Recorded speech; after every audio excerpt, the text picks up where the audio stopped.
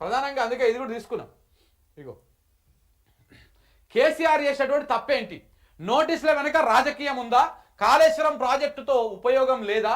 గోదావరి నీళ్లు తెలంగాణకు అవసరం లేదా? తెలంగాణలో సాగు విస్తీర్ణం పెరగలేదా?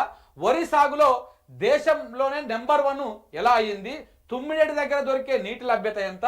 ప్రాణహిత చేవెళ్ల పాత డిజైన్ ప్రకారమే కడితే ఎన్ని లక్షల ఎకరాలకు నీళ్లు వచ్చేది? ప్రాజెక్టు రీడిజైన్ చేయడానికి కారణం ఏంటి? నాడు తెలంగాణ కాంగ్రెస్ చేసిన పాపం ఏంటి? నేడు తెలంగాణతో కాంగ్రెస్ చేస్తున్నటువంటి రాజకీయం ఏంటి? ఇక్కడ వన్ బై వన్ మనము మాట్లాడుకుందాం మిత్రులారా. కాళేశ్వరం వల్ల ఉపయోగం లేదా? కాళేశ్వరం వల్ల ఉపయోగం లేదా అంటే 100% ఉపయోగం ఉన్నది. మన భూగర్భ జలాలు పెరిగినాయి, మన చెరువులు ఉన్నాయి, మన సాగు విస్తీర్ణం భయంకరంగా పెరిగింది. 2014కు 2018కి మధ్య ఎంత విస్తీర్ణం ఉన్నది సాగు విస్తీర్ణము? కాళేశ్వరం ప్రారంభించిన తర్వాత ఎంత సాగు విస్తీర్ణం పెరిగిందో ఒకసారి లెక్కలు తీస్తే తెలుస్తుంది. నీకు అంటే కాళేశ్వరం నీళ్ళు వస్తేనే కాళేశ్వరం సక్సెస్ అయినట్టు కాదు.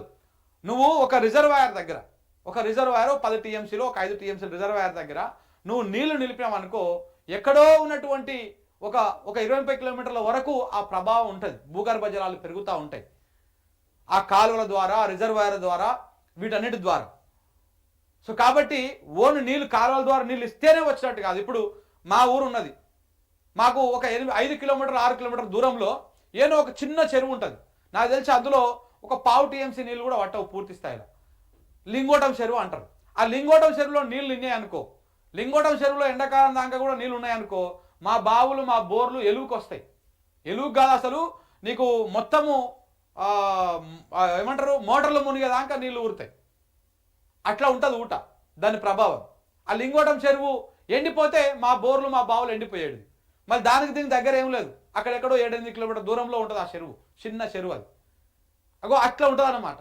ఒక దగ్గర మనం నీళ్ళని ఆపుకొని స్టోర్ చేసుకుంటే దాని ప్రభావం ఆ చుట్టుపక్కలనే ఉండదు.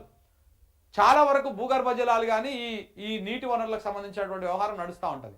సో కాబట్టి ఇప్పుడు మనము గోదావరి నది ఎమ్మటి ఇక్కడ మేడిగడ్డ కా నుంచి ఎల్లంపల్లి దాకా మొత్తం దాదాపు ఒక 70-80 కిలోమీటర్ల పొడవున నీళ్లు స్టోరేజ్ చేసి పెడితే ఒక 45 టీఎంసీలు ఎంత ఇటువైపు కానీ ఎంత భూగర్భ జలాలు పెరిగేటువంటి అవకాశం ఉంటుంది. సో కాబట్టి ఇవన్నీ కూడా దాని కిందకే వస్తాయి. దాంతో సాగు విస్తీర్ణము పెరిగింది, 100% సాగు విస్తీర్ణం పెరిగింది. మనకు ఒకవేళ మేడిగడ్డనే లేదనుకో, మేడిగడ్డ లేకపోతే నీళ్ళు ఆపుకోవడానికి ఇంకేడ ఉంది? ప్రాణహిత నీళ్ళని ఏడ ఆపుతావు? మేడిగడ్డ లేదు, కింద తుపాకుల గూడెం లేదు, ఏడ లేదు, ఇంకా ఆపే అవకాశం లేదు. మేడిగడ్డ దగ్గర ఆపినాం కాబట్టినే పైదాకా మనం నీళ్లు తీసుకుపోగలిగినాం. ఇప్పుడు వీళ్ళ ప్రయత్నం కూడా అదే, వీళ్ళ కుట్ర కూడా అదే. మేడిగడ్డ ఎట్లా చేసేసి దాన్ని మొత్తానికి బొంద పెట్టాలి. బొంద పెడితే నెక్స్ట్ ఇది చేయాలి.